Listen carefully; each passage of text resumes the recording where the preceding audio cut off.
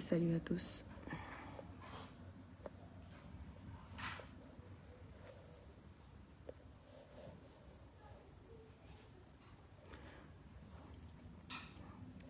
Babou Diop Diop maa ngi leen nuyu di nuyu ñëpp ñoom Yondé Pape Touré Dior Moustapha yi ñëpp maa leen di jaajëfal bu baax.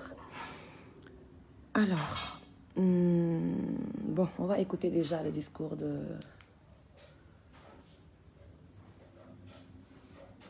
citoyens sénégalais. d'Antoine. Une jeune dame de 20 ans et un député dirigeant un parti politique. Dans le déroulement de la procédure judiciaire, parce que tey li ñu war a waxtaanee dafa bari. La personne incriminée a on n'est pas des moutons de la République. Son refus public loolu moom il faut que ce soit clair. est ostentatoire à répondre devant la justice. Il a d'autre part, par des messages répétés, lancé des appels à la violence, à l'insurrection et à l'affaiblissement de l'autorité de l'État. Ces actes de provocation sans précédent c'est très important et sans commune mesure. parce que mbir mi dafa mel ni à un moment donné nekkatul affaire privée te ñi ñuy wooyee les intellectuels il faut qu'ils arrêtent de nous tympaniser en fait parce que fii kenn doful te ñëpp dañoo nite mbir mi dafa dépassé privé parce que pour man waxuma sax mbirum Adji Sarr côté viol parce que jigéen ñi je pense que seen kàddu jugagul ndax supposons viol amul naka nañ nar a xoolee jigéen yi nga xamante ne saasu ne ak suñu doom yi nga xamante ne 2 ans 3 ans pédophile yaa nga fi di leen def ay attouchement di leen violer lii bu nekkee dafa nekk benn coup d'état ñu jël jigéen teg ko ci kanam comme la ñu naan góor ñi bu ñu gisee jigéen dootuñu amati seen sago ba bëgg a piéger ki nga xamante ne mooy monsieur Sonko loolu askan bi duñ ko seetaan te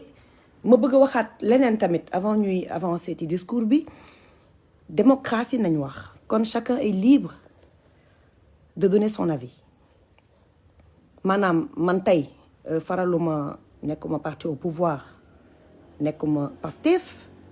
waaye sama soutien dama koy jox monsieur Ousmane Sonko pourquoi parce que dafa am loo xamante ne nañ waxante dëgg ñi koy duut baaraamu tuuma mais ils ne sont pas blancs comme neige ñun voté wuñu pour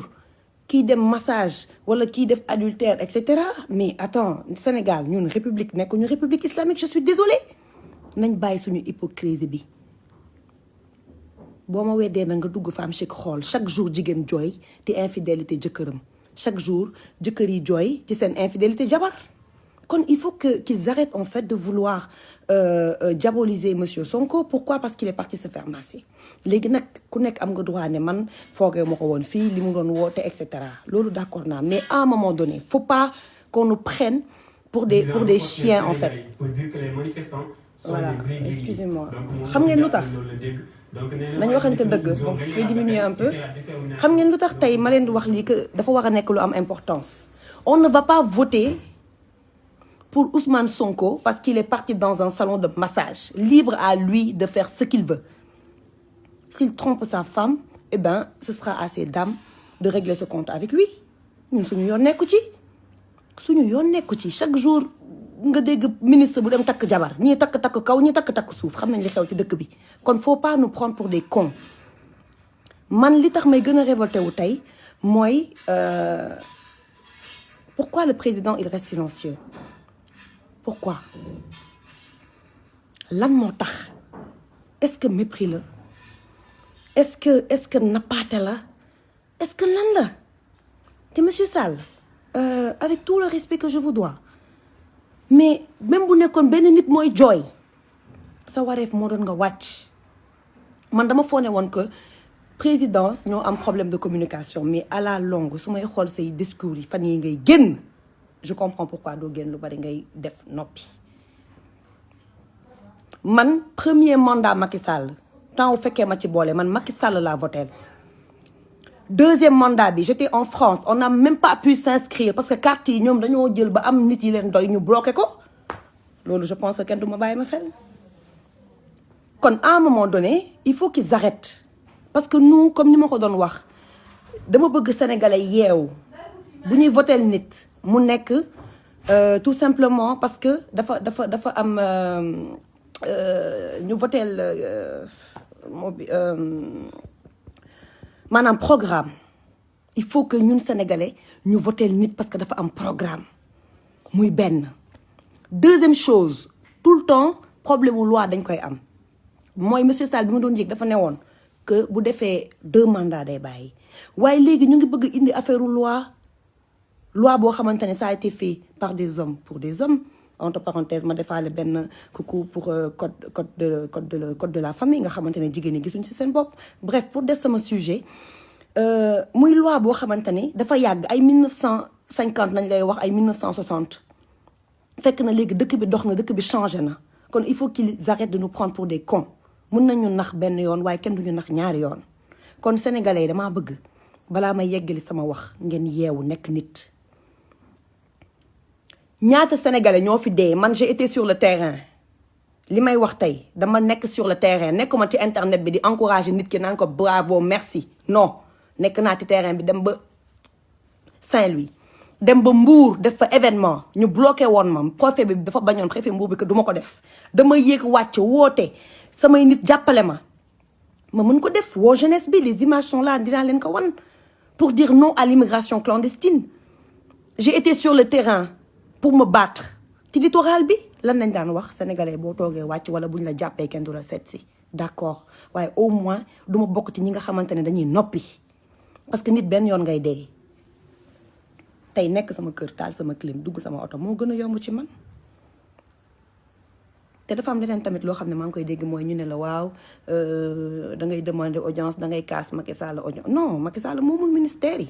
nous on est des sénégalais bu ñu soxlaa dem audience dañuy demander audience parce qu'on a des projets yoo xam ne yaa ngi may dégg comme si tous les autres sénégalais dañu koy bind ñu koy financer kon ça veut pas dire que nit dafa nekk opposition wala parti au pouvoir que dañ ko war a xeex di ko sànni xeer ancien président dinañ ko dégg ancien ministre dinañ ko dégg waaye ancienne naag sénégalaise kenn du ko dégg ci àddina kon pays bi ñun ñoo ko moom vous parlez de paix ñun duñu woote violence te dañuy ñaawlu li nga xamante ne xew na fan yi passé waaye yuuxu boo gis am na lu ko waral sëgëm nit ñaa ngi dee mais attends ministre de l'intérieur barki dee moo Ndiaye monsieur John monsieur Antoine Félix mais attends monsieur John man j'ai rien contre cet homme mais hier mais quelle agressivité il était limite sur le point de nous donner des claques. Idrissa Seck même si son discours dafa xaw a nekk benn discours de politicien mais au moins il a mis les formes mais moi j'étais choquée hier d'entendre de regarder monsieur Antoine à la télé fas kanam gi parler comme si day dem guerre oh léegi nag yéen boo leen nangoo lii dëkk bu tàkk ngeen di wax sàcc Auchan ngeen di wax chaque jour tubaab yi ñëw piller suñu géej gi gis ngeen pillage bi xew démb dafa nekk lu ndaw te ñi nga xamante ne ñooy piller suuf si di sàcc milliards yi ñooñu dañ leen gisul xale yi nañ gis te tamit dama koy condamné waxuma que dama ànd ak ñoom parce que tamit man Auchan ay yëfu tubaab la yëfu sénégalais d'accord ma ci parce que suñu parents tubaab suñu parents sénégalais yaa ngi Europe di daan doole di liggéey ak tubaab yi sénégalais de l'extérieur yi engagé am jom bëgg seen réew dañ waxante dëgg ñaata artistes ñoo fi nekk tey mais faut arrêter avec l'histoire de Samba Mbayaan mais jug leen wane seen bopp waxuma leen ngeen faral Sonko wala Macky mais sénégalais yiy dee suñu xale yi nekk ci mbedd mi ngeen ne pataaral événement bu amee yéenee njëkk a jug sénégalais yi jàppale leen mais faut arrêter à un moment donné faut arrêter lii bu doon période esclavage yéenay tax ñuy noot bu ñu nootee yéen a tax fii ku noppi da nga nekk complice démocratie la faral leen Macky Sall d'accord vous êtes libre et on respecte kenn amul droit saaga kenn parce que dafa faral Macky waaye nag ngeen may nit ñi seen jàmm bu ñuy soutenir Ousmane Sonko tey d'accord ma bu ñuy wax naan oui vous êtes des femmes nanani nanana mais c'est révolu tout ça les femmes ne sont plus ci air boo xamante ne dañuy toog def seen maquillage def seen taloo cokki def groupe def seen muso di tàccu président ça wiiw loolu dafa xeewi loolu suñu ay jamonoy maam lañu. Aujourd'hui les femmes vont prendre la parole. Nos enfants sont en train de mourir man doomu gendarme la sama papa tey dafa jug dem armée sama papa dafa xeex pour le Sénégal il a servi le président Diouf sama papa dafa liggéey ak président Diouf pale la jëlee retraitam sama enfance yëpp maag pale ñoo jàkkaarloo nii suñu kër ñi may seetaan dinañ ci xam musuma ci wax parce que gawma loolu mais j'ai eu un père digne bi ñu màggee ma koy laaj ne ko papa am na ñoo xamante ne ci nguuru Ablaye Wade nekk nañ ay garde corps ñëw ñi am seen ay kër ay château ay milliards papa lu tax amoo kër boo xam ne Almadies la nekk comme ñoom waaye il m'a fait savoir que ñaqam la dundee te ñaqam may ko woon c'est un homme très noble waaye tey alhamdulilah parce que bi mu retraité yàgg rek te mosoo dégg dara kon macha allah doomu gendarme mooy wax ak yéen tey dama bëgg a woo sama papa colonel yi papa généraux yi papa major yi man ci camp laa juddoo conk gii laa màggee ak caserne Faidherbe lan mooy ndayu ay policiers jël dem ay di tirer te ay manifestants il faut pas qu'on fabrique des monstres je suis désolée man je suis outrée par tout ce qui se passe mais policier naka nga mënee jël wala gendarme yow pistolet nga mel ni ku nekk guerre seen peuple kenn waxu ci nervi yi ngeen jël di leen fay 10 000 15 000 ñuy terroriser population bi bés bu population bi jógee ba révolté di ngeen xam ne lépp dëgg la di ngeen xam ne nguur jaru ko fii li fi xew may parce que dem moo njaay mu ngi fi waaye lii yëpp man en âme et conscience damay woote pour jàmm ak salaam parce que suñu liggéey nañu am suñu ay doom nañu am xale yi jàngiwuñu ñun liggéeyuñu ñu ngi nii toog ci kër yi di xoole waaye nag jàmm ji dafa war a nekk ci ñaari parti yi mooy ngeen may nit ñi seen jàmm ñun dugg ngeen fi xeex comme li ma doon wax sànq mbirum mbënd bi président jugul ba tey jaale nit ñi tweet la bind il n'a même pas reconnu c'est mort et après tey ñun jug nañ kaas ñëpp ne patt ci internet bi kenn waxu ci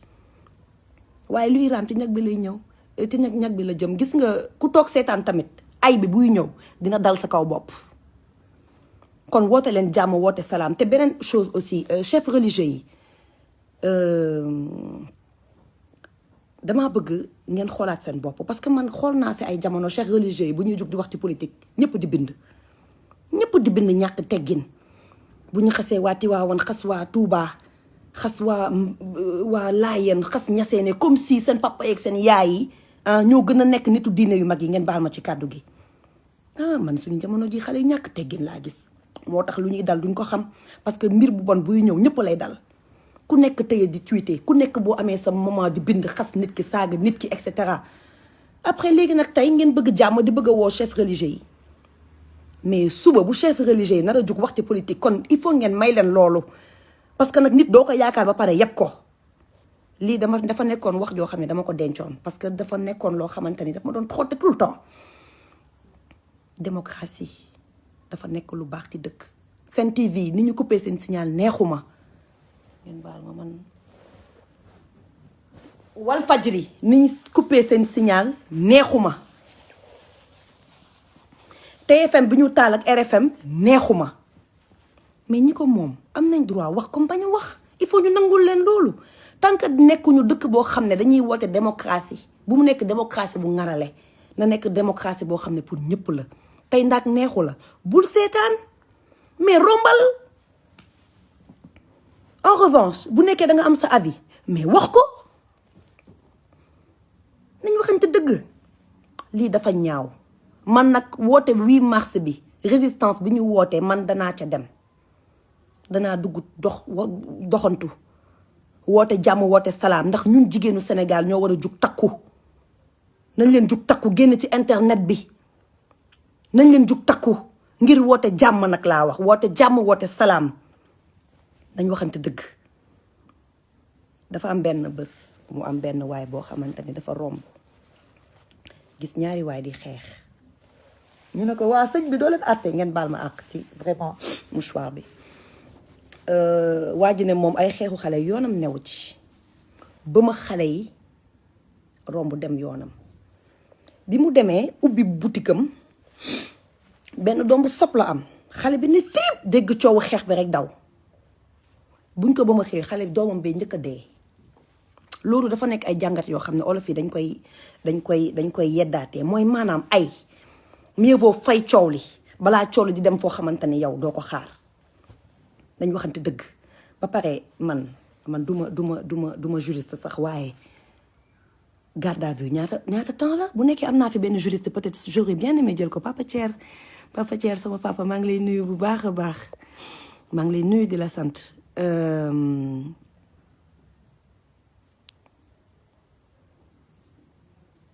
maa ngi lay bu nekkee am naa fi benn juriste parce que Idrissa kii nu mu tudda ci Sonko ñaata temps nañ ko war a téye kon ça veut dire que lundi bu ñu ko bëggee yëkkatiwaat immunité parlementaire am ça veut dire qu'ils n'ont même pas le droit de retenir Sonko après ñuy wax waxu privé c'est pas privé c'est public bëgg naa xam na Adji Sarr wax na dëgg bëgg naa xam ndax Sonko def na bu defee na wuy ju yoon comme ñëpp ñi nga xamante ne ñuy def ay ñaawteef waaye ay bu deful ma xam ni dañoo nekk ci nguur boo xamante ne bëgguñu benn opposant te yenn nii nekkul stratégie de jël Idrissa Seck teg sa wet jël ñeneen ñi teg seen wet jël ñëpp teg sa wet nga ne yow yaa gën a muus waaw muus nga et man je félicite quand même esprit bi nga am machallah vous êtes très intelligent waaye intelligence boobu lañ ko jël xool askan wi wala ñuy jël di defar ay terres yoo xamante ne demut bien vrai que man bëgg naa développement ci côté wàllum dem ak dëkk parce que dafa nekk loo xamante ne infrastructure dafa nekk lu baax ci dëkk waaye pendant ce temps ñu jàngal xale yi ñu am formation professionnelle ñaata nit ñoo fi am ay diplôme te mënuñu sax liggéey mënuñu dara man mii sax amul diplôme yu ñu am maa leen di jàngal parce que yàgg naa liggéey plus de presque 15 ans ma am ko ci kiiwu professionnel nañ waxante dëgg formation professionnelle lu xale yi nañ war a lijjanti suuf si nga xamante ne da ngeen koy jël di ko tabax di dëkk ku nekk ci nguur un mois ni yor ay milliards di ko pasare ci dëkk bi bañ ko ci wax yéen a xam lu tax bëggu leen wàcc nguur gi yéen a xam lu tax bëggu leen wàcc di wut ay nervi xoxotal nit ñi gis nga fii benn yoon nañuy dee te toog suñu kër noppi di dee wàcc dee ci mbedd bi moo ko gën dafa am une fois ma am ku may waxtaanal ci màggalu Tuubaa bi ma ne ko man get baal ma ne ko man dama war a dem màggali mu ne ma corona bii ma ne ko munoo yaakaar nit ba pare ragal ma ne ko tey ma dem màggal Touba corona moo ma gën a ma toog fii Dakar corona gàcce parce que mënuma woote taalibe gi ma doon di ragal ay corona bien vrai que damay moytu waaye benn instant c'est pour vous dire que la foi est au-dessus de tout dem nañ ci jàmm ak salaam ñu toog ay weer kenn déggul pepp kaa te ñëpp ubbi woon seen nopp di xaar nit ñi daanu comme ay mouche c'est juste pour vous dire que yàlla kese mooy tànn waaye nag sabablu dafa baax ci doomu aadama te man fii Sénégal gisuma fi sa sabablu hypocrisie laa fi gis ku fi gën a toog mën a juger wax ko ba pare ngeen bañ nit ñi juger am na une fois ma toog dégg ku ne waa xawma lan on peut pas être juge mais non c'est pas vrai fii équipe nationale buy football tout le monde est entraîneur fii problème bu amee ñëpp ay avocat lañ ak ay juge kon monsieur Sonko n'est pas n'importe qui monsieur Sonko n'est pas n'importe qui bien vrai que nag coow li ci mbirum Adji Sarr la jóge sénégalais yi génn mer waaye c'est pas que les gens de Pastef c'est ay sympathisants am ñoo fees ci mbedd mi ay xale yoo xamante ne tamit dañoo inconscient xiif di leen rey yaa ngi may dégg ñuy gis ay immeuble ci dëkk bi gisuñu xaalis xale yoo xamante ne seen ay mag seen ay rak dañoo dee ci mënd bi xale yoo xamante ni dañoo toog gis ay seen ay frère di dem ci gaal gi nañ waxante dëgg ñun loolu yëpp neexuñu waaye yàgg nañ fi gis fii muy Sénégal di France gilets jaunes yi dugg nañ ci ay boutique Louis Vuitton ay yu ne toj fa yàq fa sàcc seen bagage yëpp métti na ci xol waaye comme li ñuy wax njëkkee wuñ ko fi te duñ ko mujjee dañ waxante dëgg waxuma nag ni loolu dafa baax waaye diaboliser bi ñuy bëgg diaboliser ñi nga xamante ne ñooy def marche pacifique laay bañ di ko jël di ko def ci turu Sonko déglu leen bu baax li nga xamante ne la gars yi wax ils sont en train de jouer ak psychologie nit ñi di naan que Sonko ay nitam ñoo génn toj et cetera non non moi j'étais avec le président Sall ci premier mandat wam ci suuf moi je l'ai croisé parce que j'étais avec Youssou Ndour boo ko fekkee ma ci boole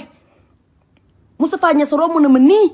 ñun dugg nañ ci lacrymogène yi di xeex man ak Mame Sira bu dee mu ngi seetaan dina ko mën a prouver Adja Sy était à mes côtés j'ai la photo ici kon wàccoon naa ci terrain bi xeex Ndiaga Ndour mën na ma ko firnde parce que moo naroon fay ñi ne waroon jóge Thiès ma indi leen plus de 10 cas ñu jóge Kaolack ak Tata Ndiouk ñu mobiliser leen pour ñu ñëw finalement sa requête a été refusée kon tey waruñu toog jël nguur après def yeneen air daal changer rouler koo xamante ne yow mais moi je suis déçue j'ai beaucoup de respect pour notre président parce que suñu président la président de tous les Sénégalais la nga voté nga ba ñàkk voté waaye li ma naqari mooy naka nga mën a am prétention toog ci ay journalistes yoo xamante ne des fois seen répondant dafa des man mi nekk journaliste ba ma fa nekkoon poser question yi Sénégalais di laaj naka nga mën a toogee limite snobé en fait non man gisuma morceau bu xonk gisuma lu xonk gisuma lu rouge mais ku gisul lu xonk lu rouge gis toj mi ñàkk gis lu xonk ak lu rouge moo tax toj mi am waaw nit nag du wax dara di ko ragal la ma ci góobe gar ko waaye sama liberté de penser kenn du ma ko yàqal kenn Bob Marley wéy na wéy bu am solo emancipate yourself from mental slavery esclavage nii amatul dañuy dugg sa mind bi jàpp la xoxotal la nga nekk xolal nga nekk buq duñ ko nangu tey duñ ko nangu ëllëg na jàmm ñëw ci dëkk bi waaye lii mayee jàmm mooy président na nga génn wax ak sa askan waxal ak askan wi askan bi jooy nañu on a un pied à terre les mamans souffrent parce qu'on a peur pour nos enfants les nervis sont en train de tuer ces gosses qui sont-ils que justice soit faite man politique gu ma waaye le Sénégal m'a tout donné fii laa màggee élite modèle look def fi lu ne tey yomboon na ci man ma toog ne patt pataaral teg sama we ba fii takk samay xef ba fii waaye fu mu waree dama koy def waaye fu ñu waree simmeeku sol tubéy sol casquette wàcc ci terrain bi dama koy def lii xew ñaaw na neexuma vous êtes des intellectuels vous vous dites intellectuel wàcc leen ci terrain bi ngeen def débat d'intellectuel askan bi woon mën a tànn ba pare les opposants man am na ñoo xam ne dégguma leen du ma leen citer nag tey mais xam ngeen leen message leen ma yan opposant ngeen gis bëgg réew ba pare defoo dara pour sa réew vous êtes où vous avez peur de quoi sortez parlez avec le peuple yow naka ngay mën a nekkee opposant Barthélémy Diaz nañ gis mais Cheikh Omar Sy nañ gis ancien député Ngiraas yi nañ gis Mariama Fam waxu noppi Bousso nañ gis mais vous êtes où nom de Dieu vous êtes où sortez bu leen jël mbir mi di ko këpp ci chef religieux yi nga xamante ne bu ñu leen waxee doo leen dégg ngeen naan vous êtes dans un pays de droit un pays républicain mais parlez alors parlez wax leen fan ngeen nekk génn leen askan baa ngi jooy xale yi ngeen di gis kese d'accord sàcc nañu def nañ lu leen saf xiif nañ payé ñëpp boutique yëpp waaye y a pas que ces enfants là ñi ko wax ak ñi ko waxul ñu ngi ci kër yi di ñaxtu ñu ngi ci kër yi di jooy bu ñu waxee ngeen génn ay chiffres def ay bilan sonal nit ñi ak seen français yu fort te kenn xamul li ngeen di wax wala boog Macron nañuy xaar mu wax président Macron si vous êtes au courant de ce qui se passe au Sénégal parlez on sait plus en fait c'est bleu blanc rouge wala vert jaune rouge man nag citoyenne laa te dëkk bi laa dëkk doomu gendarme laa bokkuma ragaluma nit mën nga ma jaay doole waaye barke Serigne Touba lu ma waaye def dama koy bàyyi ak Sëñ Fallou Mbacké fii ngeen def ak ñàkk def de près ou de loin yàlla nañu yàlla àtteeg yéen ñun dañoo sonn kenn mënuñoo respecté africain nii ren avec toutes les ressources que l'Afrique a mais posez-vous la question pourquoi on a un problème de dirigeants est-ce que c'est le peuple qui dort nañ waxante dëgg tel peuple tel président nañ leen jug ñu yeewu yàlla du wàcc defaral ñu suñu dëkk bi lu ñu naqari nag nañ ko jug xeex ko te bàyyi nit ñi ñuy xoqatal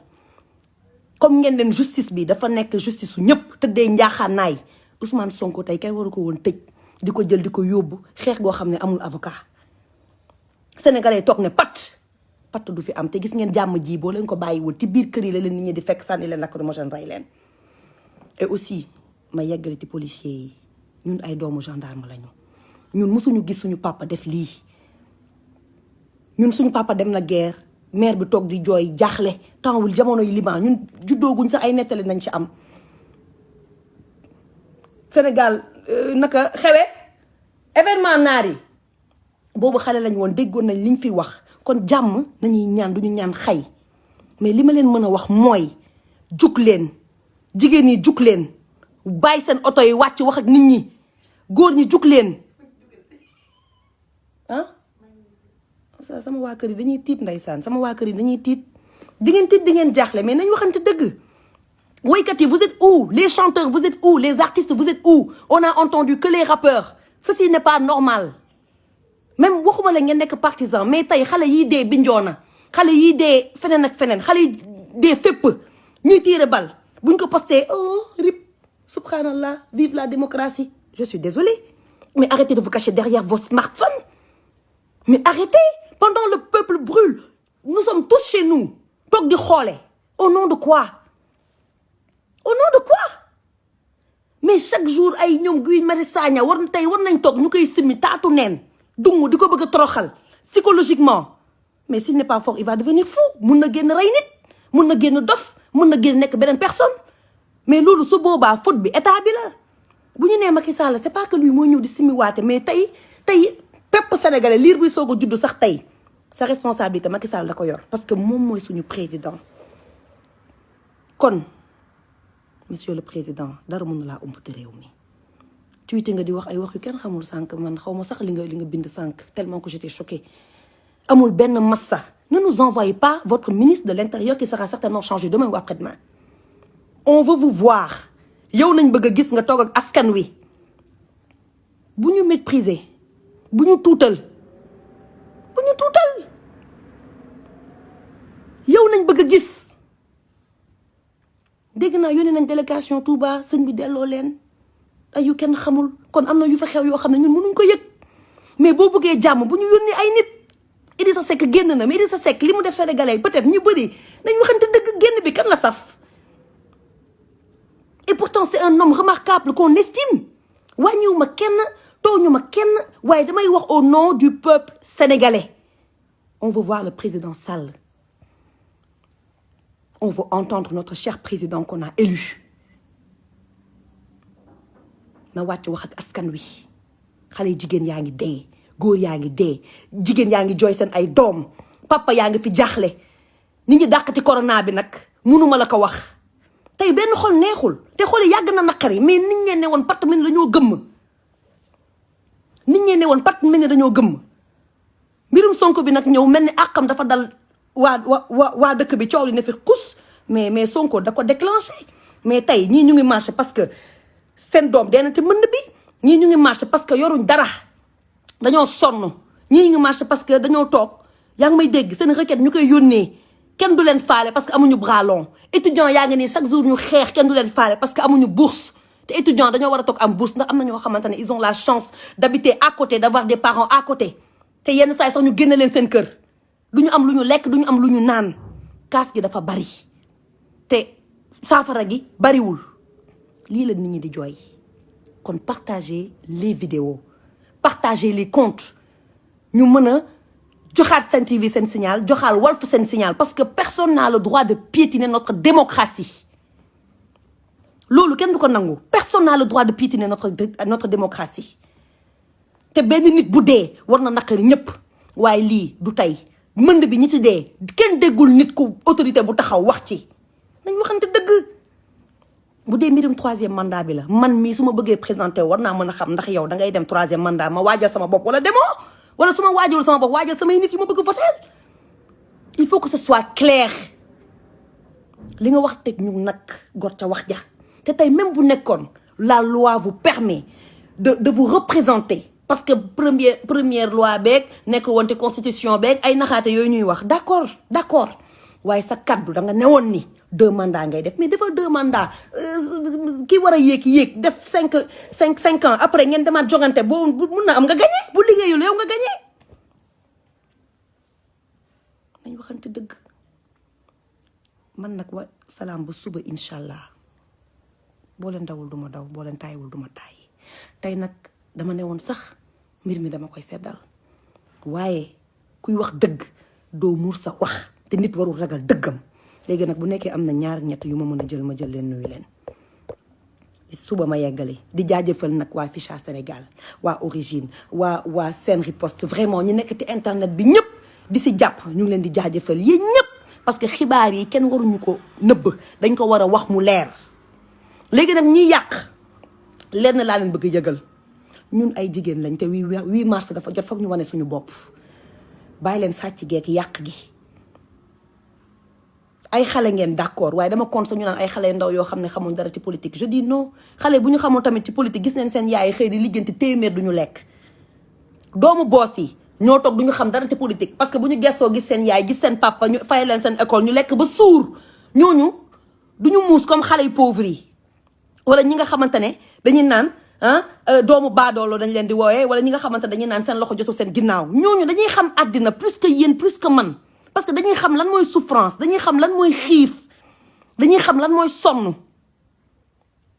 kon ñooñu dañuy am maturité ba pare nañ bàyyi sànq maa ngi dégg monsieur Seck di ko wax ñuy bëgg naan waaw ñu dundal leen ñuy wax dañoo dépassé jamonoy xiif am na ñu xiif gaa waaye dañoo dépassé jamono joo xamante ne bu sénégalais jooyee ñu jox leen ceeb jox leen diwlin ñu yogar yi dem jamono boobu c'est révolu jamono boobu c'est révolu gis nga jamono ji jamono joxe bakkan la waaye nag ce serait dommage qu'il y ait beaucoup plus de morts pour que ngeen mën a comprendre que yéen dafa mel ne vous n'êtes pas sur la même longueur d'onde ak askan wi c'est ça c'est un problème de compréhension à un moment donné vous n'êtes pas sur la même longueur d'onde yàlla xam na ko vous n'êtes pas sur la même longueur d'onde kon essayez quand même bu nekkee am na ñoo xam ne dinañ mën a wax ak moom kàddu gi wax ñu wax ko sa population dafa sonn nit ñi dañoo mer dañ ko bëgg dégg du gàcce ndeysaan Ablaye Wade ndeysaan ku ma ne woon dinaa toog jooy Ablaye Wade j'ai pas regretté quand même parce que li mu bëggoon def tamit c'était légitime ñu mën ko xeex bañ ko jox doole yooyu waaye am na à un moment donné je sais pas si yéen a ngi koy fàttaliku Ablaye Wade dafa ñëwoon toog saa yu waxee dellu ginnaaw saa yu waxee peuple bi jug mu dellu di ginnaaw bu waxee syndicaliste yi jug mu dellu ginnaaw ñu naan tapet la dafa ragal ndeysaan Wade mosul ragal Wade dafa bañoon direct tuuru dafa bañoon coow di am dëkkam di yàqu dafa nekkoon patriote waaye tey président bu noppi bu xale yi génnee même bu nekkee sax ñu ngi toj dañ leen tëj wala ñu xam nañuy def bàyyi brutalité policière yi pour lan jàpp nit de 100 fois nga rëy boum parce qu'il a fauté bu doon ko fauté ñu dóor la bal wala sànni la xeer kon yéen ñi doo leen fi des à un moment donné je dis stop les gens sont fatigués waaw bon alors bu nekkee mun naa am ko ma mën a jël d'accord kan moo mën a dugg je sais pas j'aimerais pas Abdoulaye Cheikh bon écoutez si quelqu'un a envie de rentrer j'aimerais pas citer des noms bu nekkee am na ko mën a dugg na mën a dugg na mën a dugg ñu mën a waxtaan parce que mbir mi buñ ko bàyyi ne du dem te nit ñi même boo defee appel pay dinañ ko def de mais intérieurement sénégalais duñ la dégg intérieurement parce que le mal est profond le mal c'est pas seulement Sonko c'est pas les gens de Pastef parce que lii bu nekkee Sonko dañ ko bàyyi da ngeen seetaan ñu xoxotal ko ëllëg bu ñu paree ci Sonko ci keneen nañ jëm dëkk dafa war a am opposant des gens fiables sont là dañoo war a dem jongante nañ waxante dëgg nit ñi moomu nit ñi te député yi nañ waxante si yéen député yi seen layoo moom nit ñi dinañ ko xaar yéen boo leen layoowul fii layooy fële fii kenn du fi député Macky Sall fii député sénégalais yéen vous êtes les députés du peuple kon il faut que ngeen agir comme député du peuple dëkk bi liñ fi wax yëpp kenn mënu ko wax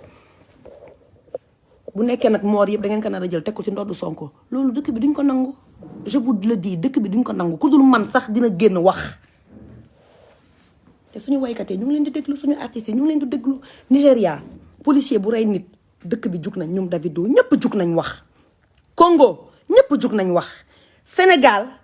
patt bi nañuy maye yéen a ma rusloo après demain bu ñax yi verte ngeen ñëw sëgg di lekk loolu du fi demee noonu te du fi am ngeen baal ma nag bu nekkee wax ci dafa dëgër waaye nit moom du sàmm kàddoom man nii laa mel Soya, tu es en ligne. Alors, je sais pas si je pourrais te prendre. Xewe. Nume keneme. Nume tam bon def leen ma signe bu nekkee am na ku bëgg a dugg na ma def drapeau Sénégal aujourd'hui bu nekkee am na ku bëgg a dugg waxee avem na def drapeau Sénégal ma mën ko jël ñu daal di waxtaan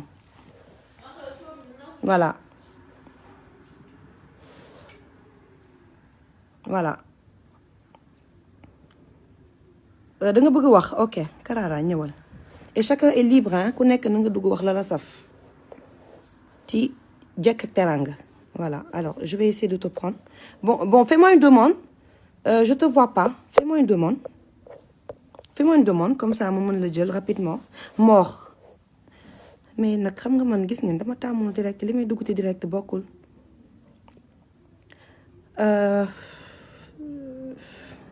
ma Thérèse maa ngi lay nuyu ngeen jéggal ma naka ci mouchoir beeg ñandu bi dama jóge ci feebar dama wérul sax mais bon mënuma woon bañ a noppi Maguette Biéry j'aimerais bien te Maguette ma chérie d'amour mais comment faire kan laa mën a jël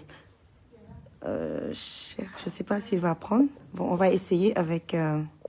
honorable député j'ai vu qu'il était là j'ai vu qu'il était là kan laa mën a jël voilà bon léegi ku mën a dugg rek j'ai envoyé des invitations bu nekkee am na koo xam ne mën a dugg mu mën a wax vraiment je vous remercie vraiment et vidéo bi nag boo leen ko gisee mooy dafa am ay messages yoo xam ne dafa jàlloon démb jàll tey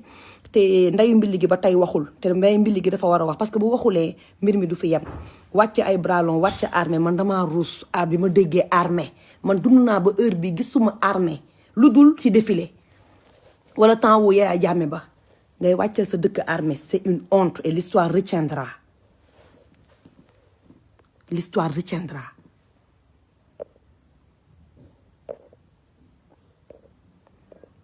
bon excusez-moi bon j'arrive pas à envoyer des invitations écoutez demain Inch'Allah on en reparlera